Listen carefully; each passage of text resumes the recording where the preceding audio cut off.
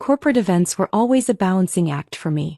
As the head of the company, I had to navigate the fine line between being approachable and maintaining authority. Tonight's annual office party was no exception. The banquet hall buzzed with laughter, clinking glasses, and bursts of conversation as I moved from one group of employees to another, exchanging pleasantries and politely dodging any overly personal questions. But it wasn't the usual work chatter or the lingering taste of the champagne that held my attention tonight. It was him. He stood by the bar, effortlessly blending into the crowd, yet commanding an undeniable presence.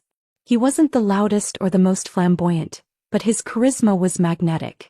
Maybe it was the way he carried himself, relaxed yet confident, or the quick, knowing smiles he gave in response to conversations.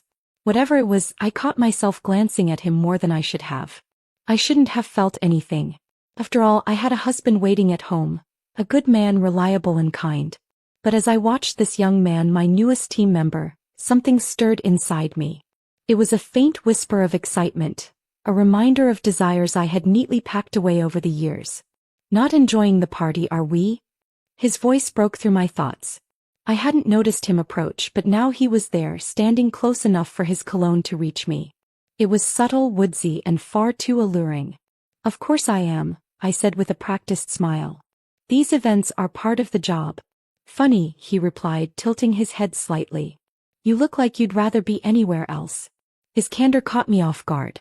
Most people treaded carefully around me, but he didn't seem intimidated by my position. Instead, he leaned in, his tone teasing but not disrespectful. Let me guess, he continued. You've heard enough about spreadsheets and quarterly goals to last a lifetime. I laughed, surprising myself. You're not wrong. Well, he said, extending his hand, how about a break from all that? Dance with me. For a moment I hesitated. The room felt smaller, the chatter fading into the background. I could feel the weight of my own rules pressing against me. Dancing with an employee, especially one who was years younger, was crossing a line. But the way he looked at me with a mixture of confidence and curiosity made it hard to say no. Just one dance, I finally said, placing my hand in his. The music shifted to a slow, sultry rhythm as we moved to the dance floor. I could feel the eyes of my colleagues on us, but I didn't care.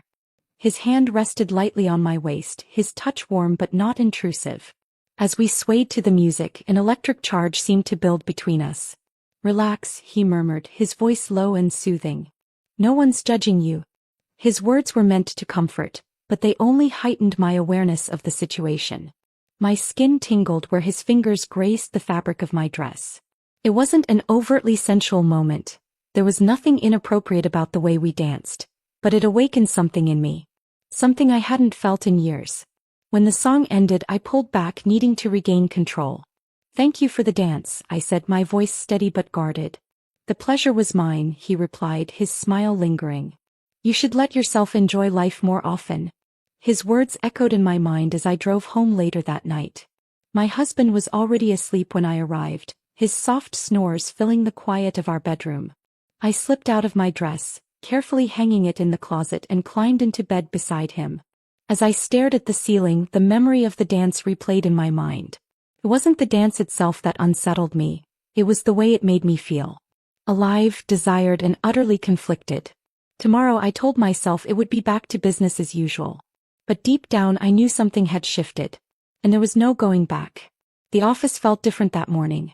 The usual hum of keyboards and muted phone conversations blended into the background noise, but my attention was fractured. Every time I glanced up from my desk, my eyes seemed to wander toward the far end of the room, where he sat. He didn't look up often, busy typing away on his laptop, his brow furrowed in concentration. Yet when he did meet my gaze, there was an unspoken acknowledgement in his eyes, a faint spark that reminded me of the night before. I forced myself to focus on the task at hand. The quarterly review presentation loomed over my schedule like a thundercloud. As the team lead, it was my responsibility to ensure every department met its goals, and this review would decide the company's next steps. That pressure usually kept me grounded, but today it felt secondary. Do you have a moment? His voice broke my concentration. I looked up to find him standing by my desk, holding a stack of documents. Yes, I replied, gesturing to the chair across from me. What's on your mind? He sat down, his movements relaxed but deliberate. I need your approval on these figures. We're making adjustments to the projections for next quarter, and I wanted to make sure they align with your expectations. I scanned the papers quickly, nodding at his attention to detail. This looks solid. You're thorough. Only because I know you expect nothing less, he said, his tone light but laced with sincerity. I smiled faintly, but his words lingered. It wasn't just a compliment. It was the way he said it, as though he genuinely cared about meeting my standards. For a fleeting moment I wondered if he viewed me as more than just his boss. Thank you. I'll take these to the board, I said, handing the documents back. He didn't leave immediately. Instead he leaned slightly forward, his eyes locking onto mine. You seemed different last night, he said, his voice lower now. Not in a bad way. Just different. My chest tightened. I'm not sure what you mean. He shrugged lightly, a faint smirk playing on his lips. Maybe I just saw a side of you most people don't. You seemed freer. The words settled over me like a warm, unwelcome weight. I didn't respond, instead choosing to glance at my monitor, a silent cue for him to leave. But he didn't move. I'm sorry if I crossed a line, he said after a pause. That wasn't my intention. You didn't, I replied quickly, too quickly. But it's important we maintain professionalism. Of course, he said, standing. But professionalism doesn't mean we can't enjoy a moment, does it? Before I could answer, he was gone, leaving me alone with the echo of his words. Enjoy a moment. The phrase rang in my ears, challenging the rigid boundaries I'd built around my life. That evening, as the office emptied, I found myself still at my desk, poring over the quarterly report. The sound of a chair scraping against the floor drew my attention. He was still here too. Burning the midnight oil? I asked, my voice carrying across the quiet room. He chuckled softly. Someone has to make sure this presentation is flawless. I smiled despite myself. Dedication suits you. So does working late, he countered, walking toward my desk. But I'm guessing you don't have anyone waiting for you at home tonight? I froze, his words hitting too close to a truth I didn't want to admit. My husband was home, of course, but the distance between us felt insurmountable. I looked up at him, his expression unreadable but his eyes probing, as though he already knew the answer. It's just work, I said finally, brushing off his comment. Sometimes it takes priority. He nodded but didn't move. The silence between us grew heavier, like a taut string waiting to snap. When he finally spoke, his voice was barely above a whisper. Sometimes priorities change. Before I could react, he leaned down, his face close to mine. His hand grazed the edge of my desk, steadying himself as he paused, waiting. I knew I should have stopped him, said something, anything, but I didn't. The air between us felt charged, electric. And then it happened. His lips brushed mine, tentative at first, as though he wasn't sure if I'd pull away. But I didn't. The kiss deepened, slow and deliberate, and for a moment the world outside my office disappeared. When I finally pulled back, my heart was racing. This was a mistake, I said, my voice trembling. Was it? He asked, his tone soft but unyielding. Or was it inevitable? I didn't answer. I couldn't. Instead, I gathered my things and left the office, the weight of his words following me out into the night. The drive to the conference was uneventful at first, filled with the kind of polite small talk I had perfected over the years. The highway stretched out ahead of us, the gray morning sky reflecting my muddled thoughts. He was in the passenger seat, his sleeves rolled up to the elbows, exposing strong forearms that caught my attention more than I wanted to admit. How long have you been in the industry? He asked, breaking the silence. Long enough to know it's never predictable, I replied, keeping my eyes on the road. It was a safe answer, carefully measured like most of my interactions with him. But I felt his gaze linger, probing for something deeper. Do you ever miss the unpredictability? His voice was calm, but the question carried weight. What do you mean? He shifted in his seat, leaning slightly toward me. I mean, doesn't the routine ever get to you? Meetings, deadlines, expectations. It's all so structured. Don't you ever want to just let go? The question hung in the air, heavier than it should have been. I hesitated, unsure of how much truth to reveal. Routine isn't always a bad thing, I said finally. It keeps things stable. But stability can be stifling, he countered, his tone soft but pointed. Sometimes breaking the rules is the only way to feel alive. I didn't respond, but his words struck a nerve. My life had been built on structure and control, but the cracks in that foundation were starting to show. And he seemed to see them clearer than I did. The conference venue was an upscale hotel on the outskirts of the city.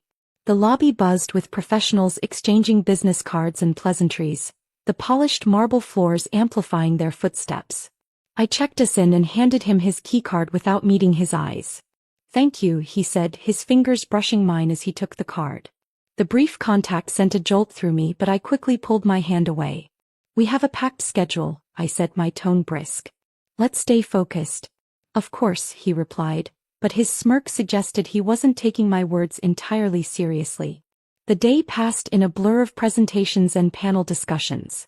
I kept my distance, sticking to my role as the composed professional. But every now and then I caught his eye across the room, and each glance felt like a silent conversation. By the time the evening networking event rolled around, I was exhausted, not just from the day's agenda, but from the effort it took to keep my thoughts in check. The hotel's rooftop bar was dimly lit, with panoramic views of the city sparkling below. I stood by the railing, nursing a glass of wine, when I felt his presence beside me. "Long day," he said, leaning casually against the railing. "Very," I replied, not looking at him. The city lights blurred in my vision as I focused on the glass in my hand. "You don't have to be on guard all the time, you know," he said, his voice low. "It's okay to just be." His words were disarming, and I hated how easily they pierced through my defenses. "I'm not on guard," I said, but the lie sounded hollow even to me. He smiled knowingly. "You are. But I get it. Expectations, right?" "Expectations are part of the job," I said, finally meeting his gaze. "You wouldn't understand." "Maybe not your job," he admitted, "but I understand more than you think. And for what it's worth, you don't have to carry all of it alone." The sincerity in his voice caught me off guard. I opened my mouth to respond, but the words wouldn't come. Instead, we stood in silence, the city stretching out beneath us. Later that night, as I lay in my hotel room, his words played over and over in my mind. I hated how they made me feel seen, vulnerable in a way I hadn't allowed myself to be in years. My phone buzzed on the nightstand, a message from him. "You looked beautiful tonight. Sleep well." My breath caught as I read the words. I knew I should delete the message, ignore it, pretend it never happened. But instead I stared at the screen, my fingers hovering over the keyboard. Finally I typed a response. "Thank you. Good night." I set the phone down, my heart pounding as I turned off the light. The line between us had blurred even further, and I wasn't sure I had the strength, or the will, to redraw it. I sat at my desk, flipping through the blueprints for our latest project. The lines and measurements blurred together, a monotonous pattern that matched the dragging hours of the day. The office was quiet except for the soft hum of the air conditioner and the occasional distant murmur of conversations in the hall. It was the kind of day where every task felt heavier than it should. My focus drifted, my thoughts circling back to the conference trip and the message he'd sent that night. I had told myself to put it behind me, to redraw the line that had blurred far too much already. But now, back in the office, the clarity I had promised myself seemed like a distant goal. A knock at the door broke my reverie. It was him. He stepped into my office holding a large box in his arms, the weight of it making him shift slightly as he walked. "These are the materials for the new project," he said, his voice steady but quiet. There was a hint of something unspoken in his tone, perhaps lingering awkwardness from the trip or maybe just my imagination. He set the box down on the edge of my desk, but as he adjusted its placement, the corner caught against the surface. A few samples spilled out, scattering onto the floor with a dull clatter. "Sorry," he said quickly, kneeling to gather them up. His movements were swift but not rushed. There was a certain grace to the way he worked, despite the situation. I watched him, my eyes following the way his brow furrowed in concentration. There was an earnestness in his expression, a quiet determination to fix the small mistake. It was such a simple moment, yet I found myself caught in it, my mind wandering to places it shouldn't. He picked up one of the samples, a sleek piece of textured material, and paused. Running his fingers over its surface, he seemed lost in thought. "Interesting," he murmured, more to himself than to me. "I never thought it would feel like this." The comment was so absent-minded and unguarded that it pulled me out of my thoughts. I smiled, intrigued by his curiosity. "What do you mean?" I asked. He looked up at me, holding the material out for me to take. I guess I just didn't expect it to have so much depth, he said. The texture's subtle, but you can feel the detail if you really pay attention. I took the sample from him, my fingers brushing against his as I did. The contact was brief, fleeting, but it sent a ripple through me. I turned the piece over in my hands, running my own fingers along the surface. It's a good reminder, I said, my voice quieter than I intended. Every detail matters. For a moment we both seemed caught in the stillness of the room. His eyes lingered on me, not inappropriately, but with an intensity that made the air between us feel heavier. I cleared my throat, breaking the spell. Let's get the rest of these back in the box. He nodded, and together we placed the remaining samples neatly into the container. When we finished, I glanced at him and noticed a faint tension in his posture. Relax, I said gently. It's just a box of materials. No need to be so hard on yourself. He smiled, a small but genuine expression that softened his features. Thanks, he said, standing up and brushing off his hands. I just didn't want to make a bad impression. You're doing fine, I reassured him, leaning back in my chair. Just remember, no one's expecting perfection. He nodded again, his shoulders easing slightly as he picked up the box. I'll take this back to the team, he said, pausing for a moment before adding, and, thanks. For not making it a bigger deal. I waved him off, offering a faint smile. It's nothing. As he left, the room felt a little emptier. I leaned back in my chair, letting out a slow breath. The moment had been so ordinary, so mundane on the surface, yet it lingered in my mind long after it ended. There was something about him. His quiet focus, his genuine curiosity, that made even the smallest interactions feel charged with meaning. I shook my head, trying to push the thoughts away. There were boundaries to maintain, rules to follow. But as the door clicked shut behind him, I couldn't ignore the faint pull I felt, drawing me toward something I knew I should resist. The office was unusually quiet that evening. Most of the team had left hours ago, leaving the faint hum of fluorescent lights and the distant ticking of the wall clock to fill the silence. I stayed behind, buried in revisions for the project's final pitch. My focus, however, was slipping. Every time I tried to immerse myself in the work, my mind drifted back to the moments we'd shared. The rooftop conversation, the stolen glances, the charged silence of the spilled materials. I tried to reason with myself. It was nothing. Just a passing phase of restlessness, brought on by the monotony of life. But deep down I knew it was more than that. The sound of footsteps pulled me from my thoughts. He was still here. His tie hung loosely around his neck, and his sleeves were rolled up as he stepped into the office with a cup of coffee in hand. "You're still working?" he asked, leaning casually against the doorframe. "So are you," I replied, not looking up. "Touché," he said, stepping closer and placing the coffee cup on my desk. "Thought you could use a break." I glanced at the cup, then at him. "Thanks," I said, though I wasn't sure if I meant the coffee or the thought behind it. For a moment he stood there, his presence filling the room in a way that felt far too intimate for an office. "You work too hard," he said finally, his voice softer now. "You don't have to carry everything by yourself, you know." "I'm used to it," I replied, keeping my tone neutral. "It's part of the job." "But it doesn't have to be," he said, his eyes locking onto mine. "You don't always have to be the one in control." His words hung in the air, challenging the carefully constructed walls I'd built around myself. I looked away, pretending to be engrossed in the documents on my desk, but I could feel his gaze on me. "Why are you really still here?" I asked, breaking the silence. "I could ask you the same thing," he replied, a faint smirk tugging at his lips. "But if you're asking, I stayed because I wanted to see you." His honesty caught me off guard. I looked up at him, searching his face for a hint of insincerity, but there was none. The room suddenly felt smaller, the distance between us shrinking even though neither of us had moved. "You shouldn't say things like that," I said quietly, my voice barely above a whisper. "Why not?" he asked, taking a step closer. "Because it's true? Or because you feel the same way?" I opened my mouth to respond, but the words wouldn't come.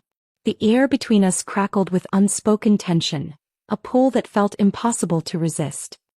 He moved closer, his hand resting lightly on the edge of my desk as he leaned in. "I know you feel it too," he said, his voice steady but low. "You don't have to admit it, but I know." I wanted to argue, to deny it, but the truth was too loud to ignore. Before I could think, he closed the gap between us. His lips brushed against mine, tentative at first, as though he was giving me the chance to pull away. But I didn't. I couldn't. The kiss deepened, slow and deliberate, as though we both knew the weight of what we were doing. My heart raced, every nerve in my body alive with sensation. His hand rested on my cheek, his touch warm and steady, grounding me even as everything else felt like it was spinning out of control. When we finally pulled apart, the room was silent except for the sound of our breathing. I stared at him, my mind a whirlwind of emotions, guilt, desire, fear, and something else I couldn't quite name. "This is wrong," I said, my voice trembling. "Maybe," he said, his gaze steady. "But it doesn't feel wrong." I shook my head, pushing back from the desk and standing. "It doesn't matter how it feels. We can't do this." He didn't argue, but the look in his eyes told me he wasn't giving up. "If that's what you want," he said quietly. "It's what has to happen," I said, more to convince myself than him. I grabbed my bag and walked out of the office, my footsteps echoing in the empty hallway. But as I stepped into the cool night air, I couldn't shake the feeling that something had shifted irrevocably. There was no going back now. The next morning, I walked into the office with a carefully composed expression. I'd spent the entire night rehearsing the lines I'd used to rebuild the walls I had let crumble. Professionalism, distance, control. They had always been my shields, and I intended to use them again. But as soon as I stepped inside, I felt the weight of his presence. He was at his desk, typing something on his laptop, his expression focused. There was nothing unusual about the scene, yet my chest tightened. I could still feel the warmth of his lips on mine, the unspoken promises that kiss had carried. I forced myself to move past him, my heels clicking sharply against the polished floor. "Good morning," I said in a clipped tone, barely meeting his eyes. "Good morning," he replied, his voice calm, almost neutral. But as our gazes briefly met, I saw the flicker of something, an acknowledgement of what had passed between us. I shut the door to my office and exhaled, trying to steady my thoughts. Work was my escape, my refuge. I dove into emails, schedules, anything to keep my mind occupied. But no matter how hard I tried, I couldn't shake the memory of the kiss, or the realization of what it meant. By mid-afternoon, my husband called. His voice was warm, steady as he told me about his day. He asked if I wanted to have dinner together, just the two of us. There was a softness in his tone, a quiet longing that I hadn't heard in a long time. "Sure," I said, feeling a pang of guilt that threatened to drown me. "That sounds nice." As I hung up, I stared at the phone in my hand. My husband was a good man. He had always been kind, supportive, and patient with me. Yet in that moment, all I could think about was how I hadn't felt truly seen by him in years. I thought about the moments when he would sit next to me on the couch, scrolling through his phone, while I longed for him to ask me how I was really feeling. The quiet dinners where we exchanged pleasantries but rarely delved deeper. It wasn't that he didn't care, he did. But somewhere along the way we had stopped connecting. And then there was him. The way he looked at me, like he saw through every layer I tried to hide behind. The way he challenged me made me feel alive in a way I hadn't felt in years. It terrified me, but it also exhilarated me. Later that evening, as I was packing up to leave, he appeared at my office door. "Can we talk?" he asked, his voice quiet but firm. I hesitated. "I don't think that's a good idea." "Please," he said, stepping inside. "Just for a minute." I set my bag down, crossing my arms as I faced him. "What is it?" He closed the door behind him, leaning against it as he searched for the right words. "I know you think last night was a mistake. Maybe it was. But I can't pretend it didn't happen. We have to pretend," I said, my voice sharper than I intended. "This isn't. It can't go anywhere." "Why not?" he asked, his tone challenging. "Because it's wrong? Or because you're scared of what it means?" His words cut through me, raw and unfiltered.